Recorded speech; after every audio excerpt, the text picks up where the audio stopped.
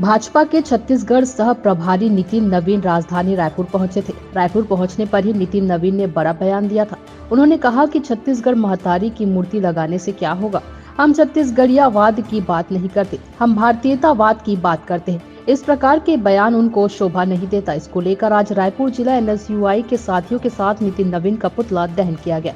आपको बता दें कि छत्तीसगढ़ महतारी छत्तीसगढ़ के लोगों की आस्था मान सम्मान का प्रतीक है। हर प्रदेश का अपना गौरव होता है, अपनी संस्कृति होती है। छत्तीसगढ़ महतारी की मूर्ति राज्य के लोगों की भावनाओं से जुड़ी हुई है।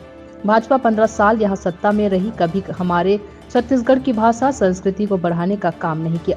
आज हम अपनी संस्कृति बढ़ा रहे हैं तो भाजपा उसका विरोध कर रही है। भाजपा ने 15 साल में छत्तीसगढ़ को लूटने और शोषण करने का काम किया है। हमें गर्व है कि हम छत्तीसगढ़ के लोग हैं। नितिन नवीन को छत्तीसगढ़ के लोगों से माफी मांगनी होगी, जिसमें मुख्य रूप से अभिषेक साहू, हितेश देवांगन, प्रतीक भगत, राज साहू, दीपेश देवांगन, आयुष मिश्रा सहित सभी साथीगण उपस्थित थे।